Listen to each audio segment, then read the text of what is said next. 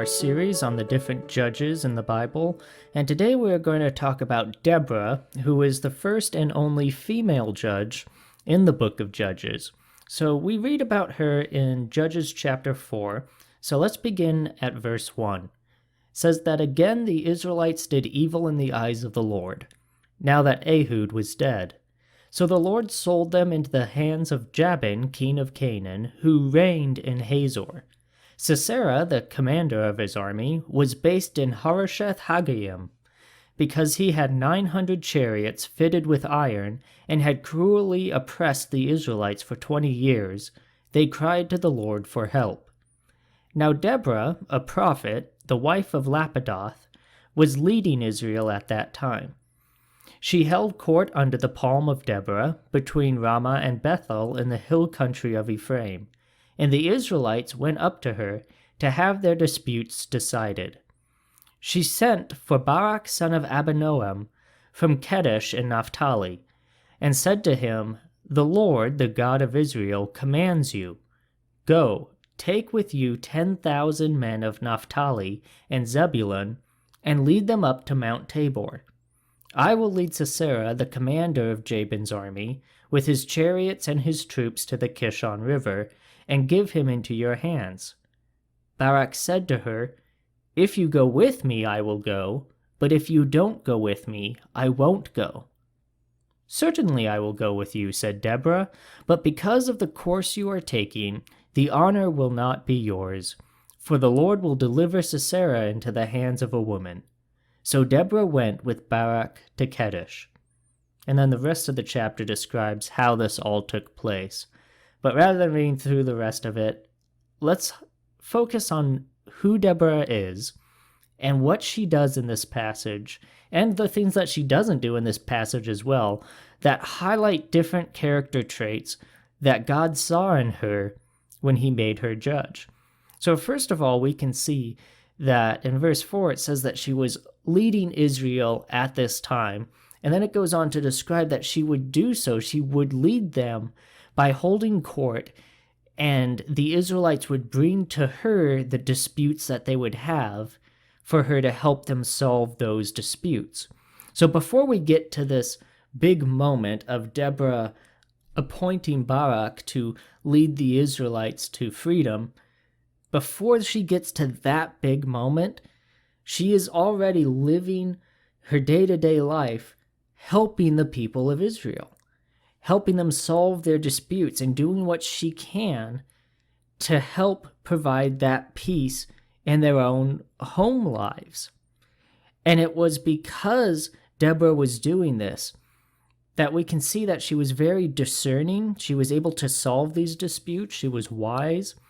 And that she was able to listen to God's guidance. And especially that's what we see taking place later on, that God speaks through her in order to appoint Barak.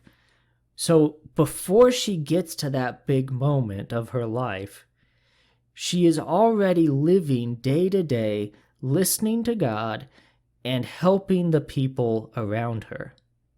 And it was because she was doing those things that she was ready when God wanted to use her in the role in this passage. And oftentimes that tends to be the case, that God looks for people who are already doing what they can with what they've been given. And most of the time, those kind of what we would perceive as small works that we are doing, those small works is what is preparing us for bigger works. And God wants to make sure that we will be good stewards, will be responsible with the small things that he gives us before he gives us even greater things. God wants to make sure that we have good character in everything that we're doing, because if something really important does come along, it's not going to be that we'll just suddenly have that good character and we'll be responsible and we'll be level-headed and we'll be wise. And because this moment's so important, now we're going to show those characteristics. That's not how it works.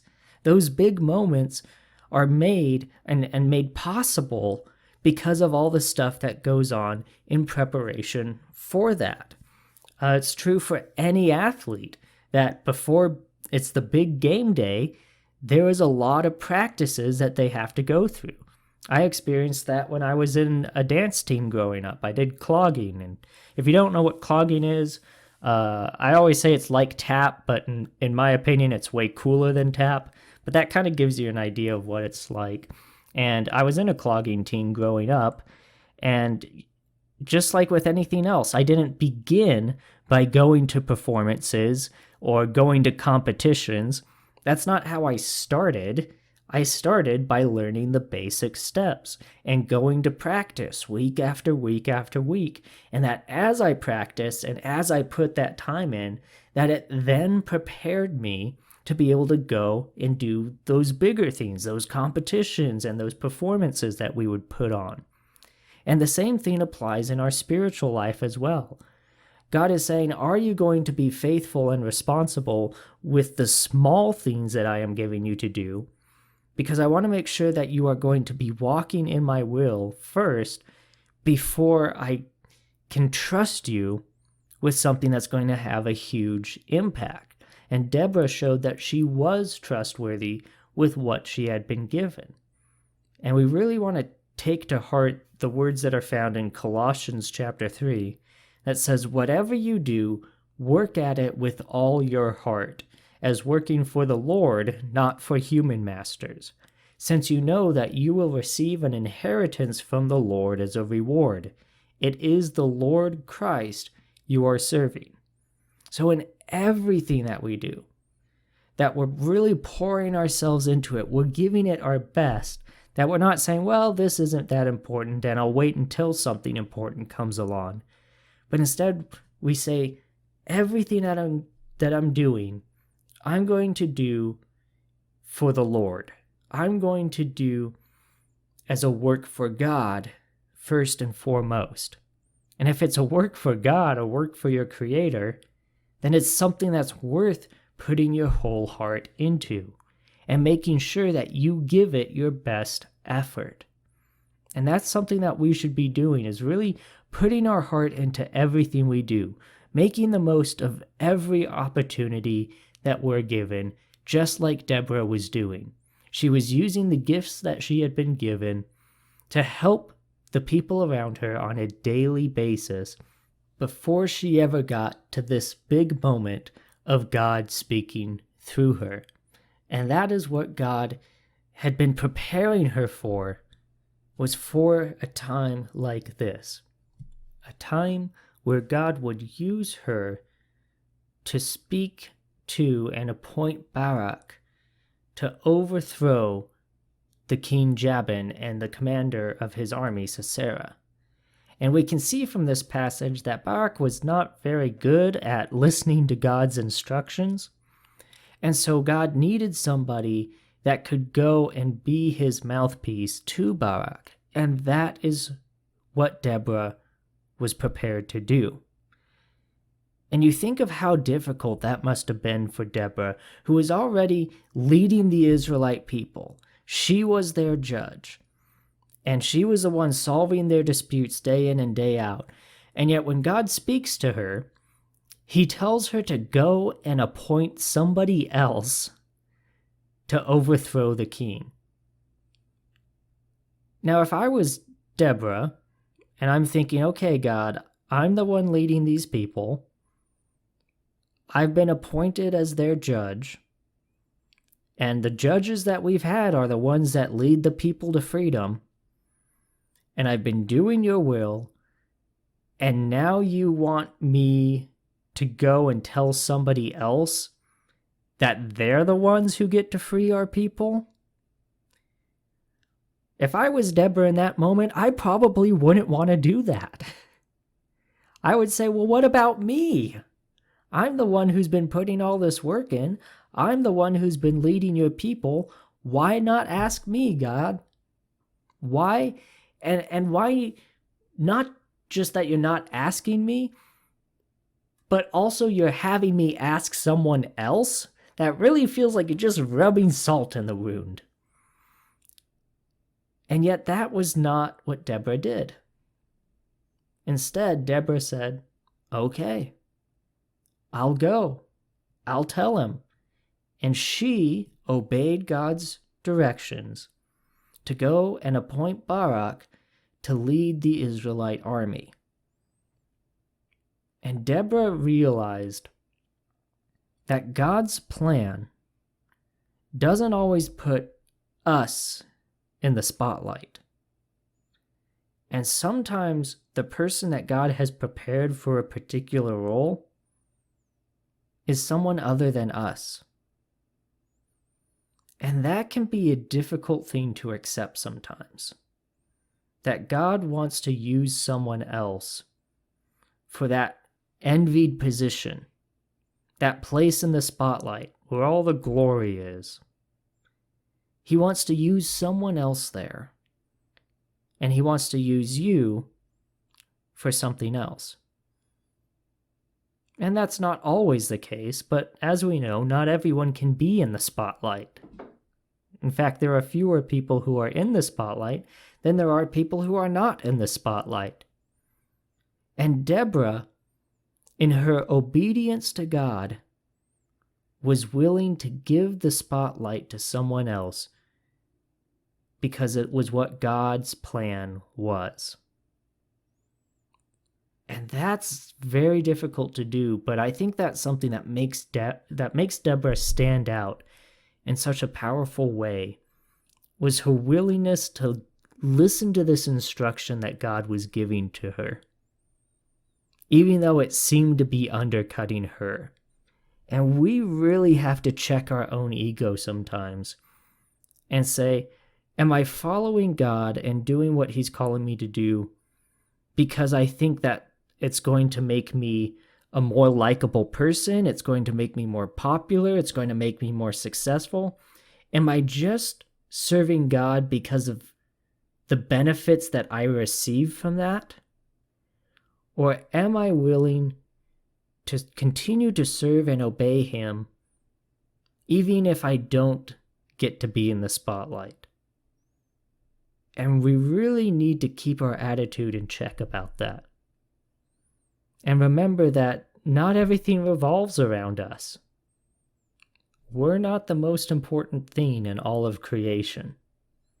I remember when I was interning at my church, and it was the church that I grew up in, and every year we put on an Easter play. And other than, Jesus, who was the main role, the second biggest role in that play was John, because the play was seen through the eyes of John. And I remember at the time that I was interning there, the person who had been playing John the last few years had recently left. And so we didn't have anybody to play John. And I remember thinking to myself, okay, this is the church I grew up in. I'm very familiar with this play. I've basically know all of John's lines already. I'm working as an intern here, and so they're always looking for more stuff to give me to do. I took an acting class in college last year, and I was in the drama team the whole time I was in youth group here. And I just kind of came to convince myself that I was going to be asked to play the part of John. And I let them know that I was willing to do that. And so I just kind of assumed that I would be, because it just kind of seemed like it all fit really well. And then I found out that they asked someone else. And in that moment, I had a choice to make. I could either take that personally and get offended by it and demand an explanation, or I could say, you know what, I'm just happy they filled the role. I'm just happy that somebody's going to be doing it. And be willing to help contribute however else I could. Because the play wasn't about me. It was about sharing the gospel message with people. And it's in times like that where the way that we react to things really shows a lot about our character and the condition of our heart. To see whether or not we're willing to put ourselves aside and say that this isn't about me. This isn't even about what I want. This is about what is God wanting to do? And what part can I play in it? And being willing to play whatever part God wants us to play. Because He knows what's going to work best. And that was something that Deborah was really good at, that we can see in this passage, was her willingness to say, okay, God, I'm going to do whatever I can to help lead your people. And if you ask me to call someone else to free them, then that's what I'm going to go do. Because this isn't about me. This is about what you want to do for your people. And I'm willing to obey whatever you ask. She showed both a willingness to obey as well as a humility to do whatever God wanted her to do, and to play whatever part God wanted her to play. And if we truly want to obey God, we need both of those things. We need the willingness, and we also need the humility. And if we have those two things, then we will be ready to obey what God asks us to do. And while Deborah gives us a great example of that, Barak gives us not a great example of that. Because Deborah does go to him and say, the Lord wants you to free his people. And his reply is, well, if you go with me, I'll go, but if you don't go with me, I won't go. Can you imagine how frustrating that must have been for Deborah? Like, she sucked up her pride, and she went and did what God wanted her to do, to appoint Barak, and he adds this extra condition to it and says, well, I'm not going to go unless you go with me. Oh, that must have been so irritating for her. And her response to that is she does say, I will go with you. But she also points out the penalty for him adding this condition to it and really being disobedient to what God is asking him to do, because he's adding that condition and saying, I won't do it unless it goes the way I want it to go. Which is very much the opposite of the character that Deborah was showing. And she points out the penalty for his disobedience, reminding him that the end result is not the only thing that matters here.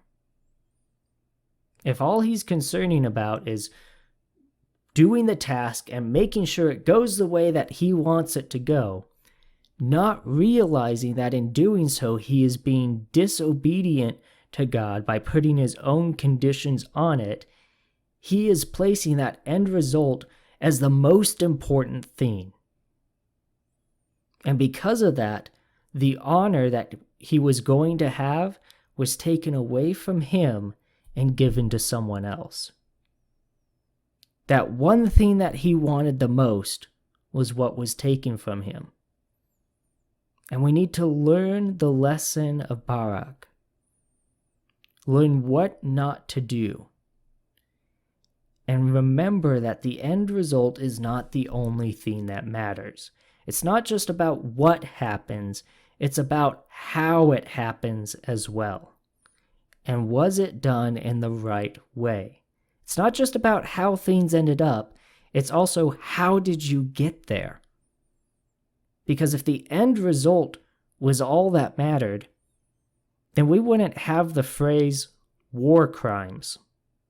Right? If you were thinking of any situation where you would think anything goes and the end result is all that matters, what better example could there be than wartime?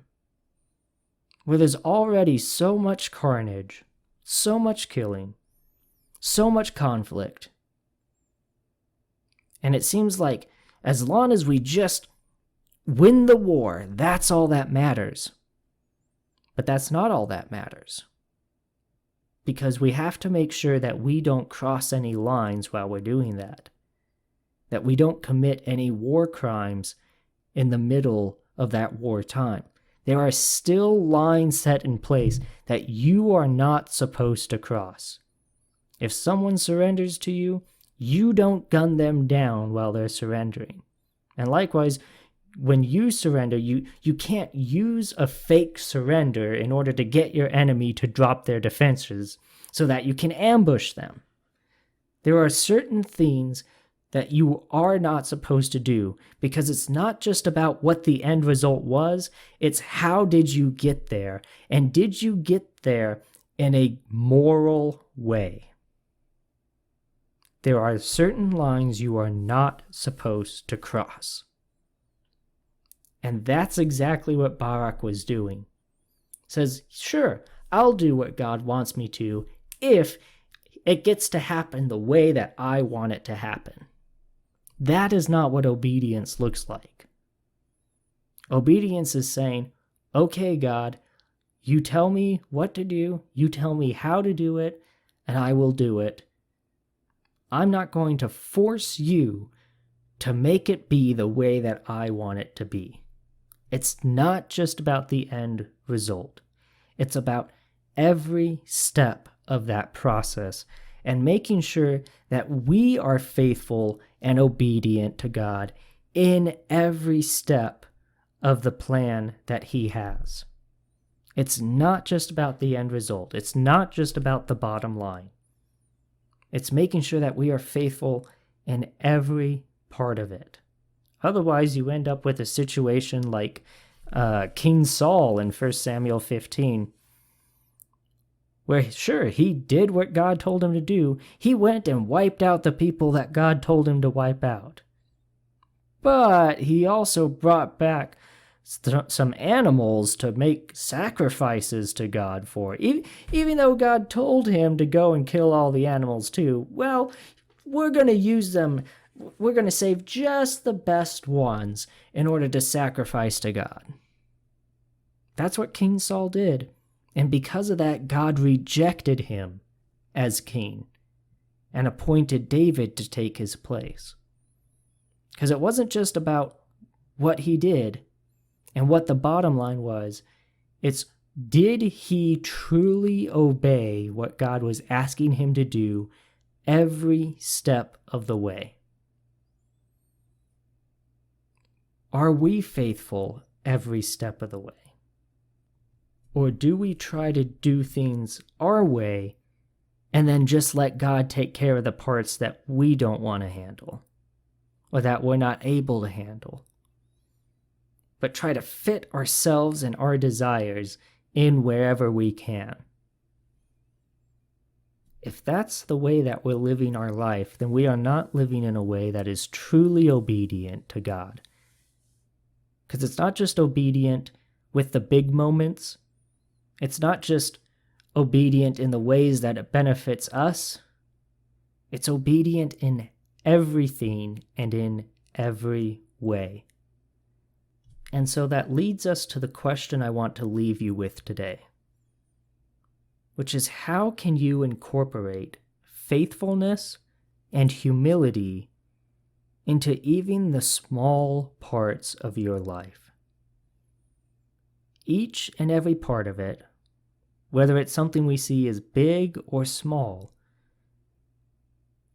are you humble enough to set aside your own desires and what you want and the way you want things to go, and willing to submit to God's will and give Him control of your life?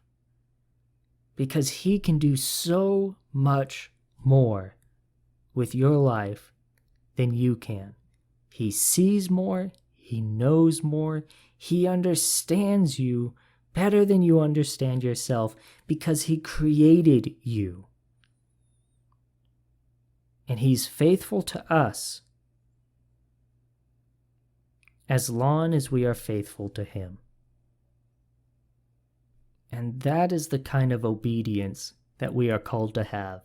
The same kind of obedience that we see in Deborah and the obedience we don't see in Barak. Are you truly obedient to God? And that's today's Sermon in the Pocket. As always, if you have any comments or questions for me, I'd love to hear from you. You can contact me either through the Sermon in the Pocket Facebook page or email me directly at sermoninthepocket@gmail.com. And as always, I encourage you to share this with other people to help get the message out there. But until next time, I pray that God will bless you as you go throughout your day, and I thank you for taking the time to listen.